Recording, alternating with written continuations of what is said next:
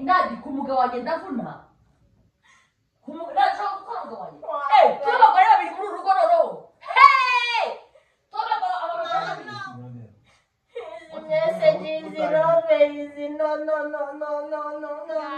mumeze neza. It's been a while manage nihebeye TikTok muri no minsi mujye muza munarebe ukuntu bimeze. Hari heart with Jen aho tuganira ibintu bakuru gusa guhera saa 5 kugeza saa 7 mujye muza. Niyo mpamvu mubona TikTok nabaye nyine mbura umwanya cyane ko mbana ryamye ninze ngabyuka nkajya mu kazi nyine nkabura umwanya. So today ngiye gukorera prank Nadia y'isi yose ya indiri best of the best. Nadia ninjoro nafashe telefone yiwe ndangije mfata telefone nyine nohereza umugabo wanjye message ngo I love you, ngo boss wanjye ndagukunda cyane, nukuri ko Imana ngiye kubimushinja mubwire ko ari we wandikiye umugabo wanjye. N'umugabo wanjye nawe mubwiye rero ndashaka urumva nari gushyiramo filumi ariko yari kubabara kwa ko nyine urabizi namwe murabizi abanyamahanga baza nkubita imbere ya kamera.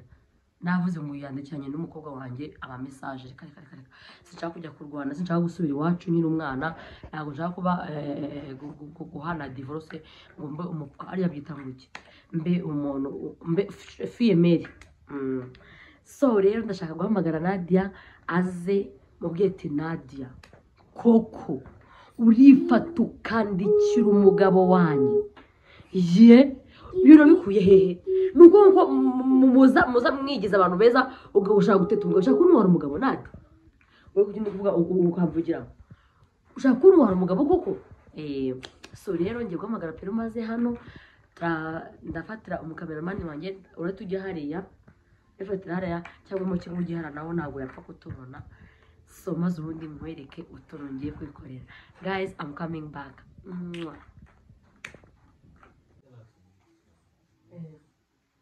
Okay guys, rero tugiye gutangira. Urumva tugiye gutangira nonaha ndagira ngo muze gukurikira ukuntu ibintu bigiye kugenda. Ndatamuhamagara ari guteka, ndatamuhamagara wote Nadia ngo ino hano mubaze. Turimo twamaze kubyumvikanaho. Put that message is sent. Message ngiyi ndaza kubibereka nyuma kadatangiye. Yes. We Nadia.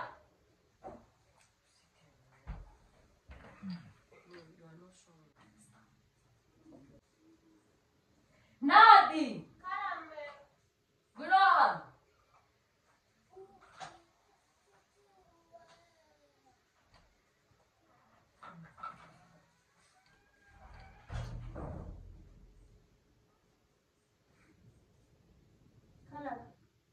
No.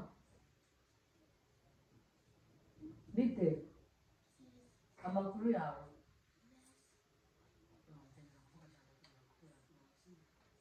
Amakuru yawe. Umeze neza? Umeze neza. Baby tell her. Ariko Nadia ugira ubwenge. Uratekereza. Nakoze iki se ka? Wakoze iki? Nadia zana telefone yawe, telefone yawe. Wewe sio ku telefone yawe. Ibi ni ibiki? Ibi ni ibiki wandikiye pero? Ibi ni ibiki? Iyi message wandikiye pero nivuga ngo iki?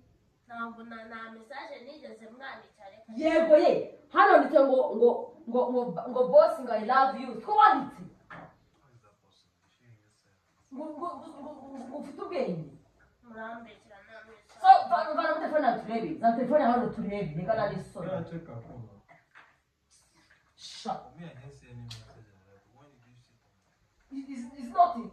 Is this not it? See? Mwiriwe. I love you. Boss, kutajya unsubiza kandi naragukunze. I love you boss. My boss. Ntabwo nabyanditse. Warabyanditse ibi ngibi ntabwo ari byo. Ibi ntabwo ari byo. Maybe I don't know. Did sometimes. Which one is maybe? Does a baby know how to send message? Or sometimes the bar needs a present. No, ask her why now. You are in this thing now. Nadia, when you type something. Nigute Nadia wifata. Reba ngo mwiriwe ngo I love you. Binanga no kintu ngo mwiriwe I love you. niba mwikwandika telefone si yawe telefone si yawe no ask her what you saying about me. What are you saying that is about me? Sometimes this boy. So about me will know how to write all these things. I'm nearly way. Doesn't matter how to write me. I love you. Is it that she made a mistake and she was Which mistake? That she know. This is a head to show you. Kuja ngombele keneza. Ulikuja mbina ungine na nini? Na ndio kuwechea. Bring your phone here. Bring your phone. This is it. No. Bana mfunguo ni telefone chao.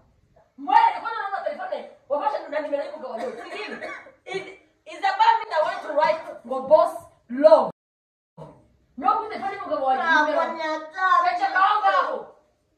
Na nimero yako kwa leo hadi kwa boss love. I saw this message yesterday, but I didn't. Kwa hivyo onyesho ngo. Really way. I love you. Boss, I love you is here. What is wrong with you? Ulimuzima nani? No, nimetefanya ndio. Nilizina ndio ishevinzano ngo boss ngorove. Ayan utazije no kumbeshera umwana. Utazije beshera umwana wanjye. Indukubabarira. Mumbabarira ahubwo mumbwire what is going on? What is going on? Bimeze gute? Ukunduga wanjye? I don't know anything that is going on, so maybe you should talk to her. Maybe she has a problem. Which aha! What?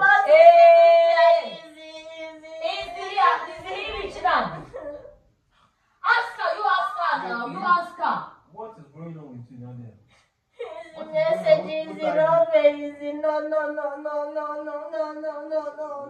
What which is? His message is no. What did she give her? Nino wa telefone yawe. Nadi kumugabanya ndavuna. Kumugabanya kumugabanya.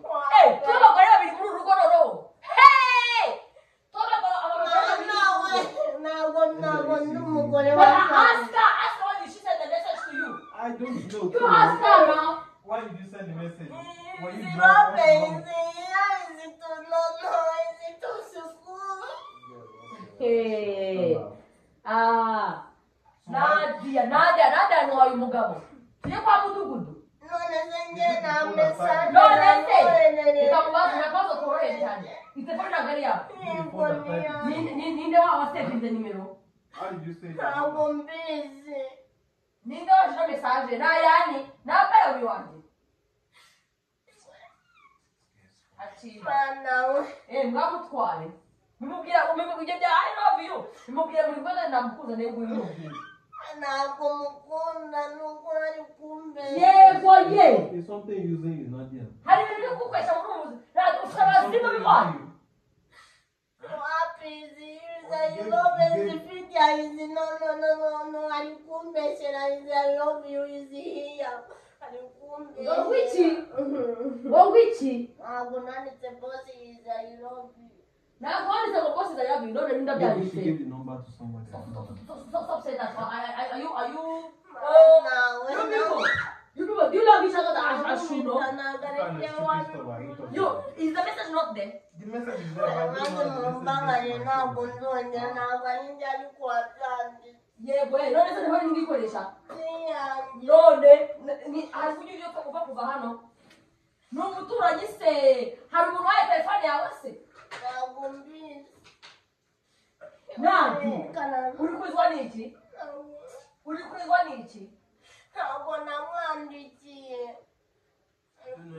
Hey! Abana chakoza barabimbwiye. Maybe she was drunk, maybe something. What you win over? Why you asking? Yeah, but Mana we mbega Nadia chakoza nabwo kuteye buri. Ntabwo nayumwandikiye nuko uri kirara aho ejo ndajya kumama ngo baguteye. Mana we na Ubazisa kuruka. Ninjora gute? Hey! way. Let's just take it easy and analyze the issue. We're trying. Which analyzing issues? What? Research it. Do your research well to make sure that something is wrong. She's the one. Anyway. When I come in there, when nobody came out. Bana bega nade. Wa kufita bawiri nje ukaga wawe bose ba David na bande. Yete ro wandisha na bafide. I don't think she can. Now when I'm going to tell boss I love you. Is the boss I love you so that my no. Who did they give you a number to? Who did they give you a phone? Ejerahan. Konago. I wanna be one. Onganje wichi. Now gonna be close. Urufite amoko boss nga irabi. Sinbyo bishuvuga.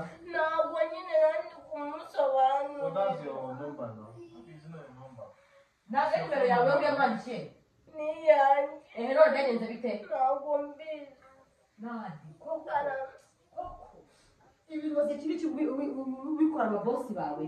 Igo wandikira ababosi bawe urakunda. Ntabwo nabimwandikiye. Dore message iri mu hano. Ntabwo nagarenje wabikoze. Lydia, you know what this girl is. She can be very, very funny at times. Just. Baby, she texted you that I love you. It does not mean anything to me now. Me, I don't care when you show me the message. Now, me, I don't care about it now. Says I know. So I don't even know that it's a number. Now that you're saying the number, I'm surprised. I'm shocked. But now he can't fuck around with me. Mwana we nagarenje wabyanditse. Ariko mbeshyera. Bande. Asi kwa ngo kubeshya nanda bari kukubeshya. Ni bande. Bekumwana w'ikiranga. Iwe ntabwo ninjira Very, very careful. Bega Nadia. No, you are giving us one line. Bega Nadia. Very careful. Uri kwiriza ubiki Bega Nadia cyo kuzarade. Uranungwe muri ubu buzima urashaka umugabo cyane. wampe ntabwo nshaka Mugumane musigarane. mana wenyine Ntumurikire ugume n'umugabo wawe.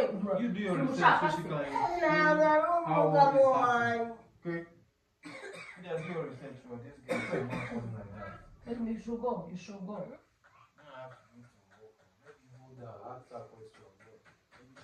ntabwo ninjye wabyanditse. Abazi mu mbabarire. Kuki wabyanditse rero? Ndakubara ariko umaze kumbwira kuki wabyanditse. Ntabwo ari njye wabyanditse. Ngaho ragira ku buzima bwawe ntabwo ari njyewe. wallahi nakabure mama mbyaye ntabwo ari njye wabyanditse. Ninde? Ntabwo They find out that she's lying. What she's saying. No, wait, listen to me. We are going to Sakao. Saka, why? Ndakwirukanye. Rero twawugenda. Tazahora n'umugabo.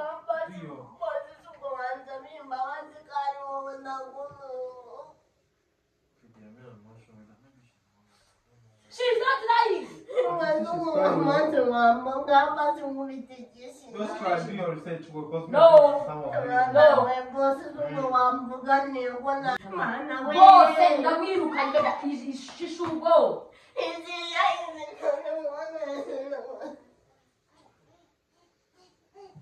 Mana, wait. Easy. Messages. I love you. No. Easy. Gives message ki?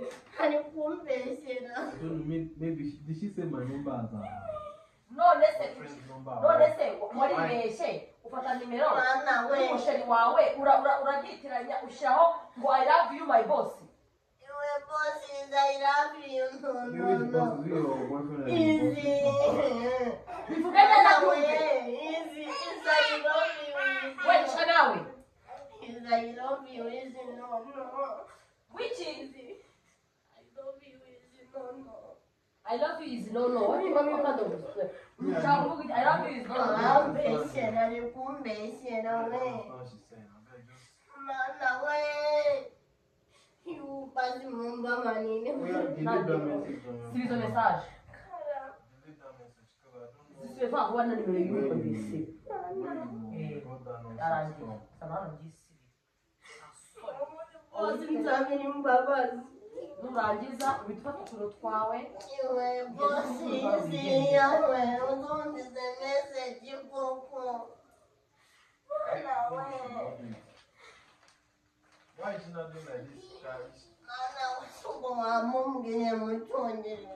ninde wahemukiye sinjye wahemukiye Bosi isi. mwumvishe uretse ko wamwandikira mesaje bimubwiye ko wamwandikira I mesaje love you isi ya isi tusikumva.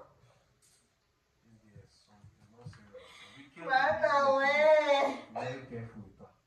Oh, where I'm going, my love. haguruka tugende ufata ibikapu byawe Mana we mbozi nuko wazanima abantu. Don't beg me, beg your boss. Nuko mwamba bari Beg your nyoko. boss. haguruka This is your boss. haguruka nyine Nje mbonye nuko Haguruka. wazanima. haguruka Beg them. ari proud Mana we. garuka nyine ndakugiye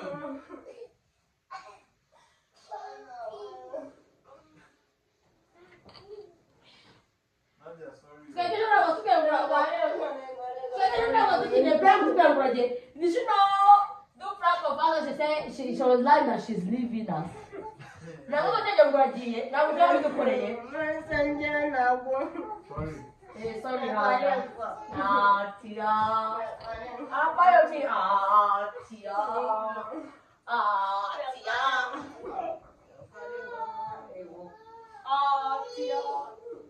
wirira twebwe siko dukora dukoreye prank Nyorambeshana n'icyo umugabo wabo kandi sinjya nkundana. guys natwe hata umva kamera Nawe bafata neza najya kubarira ibintu undi aba yaje gukamera ibintu. eguye Nakupe nabikure mu bikupe. ego bana yaje Kupe reka mukupe. kandi byaragiye nyine prank yarangiye guys thank you so much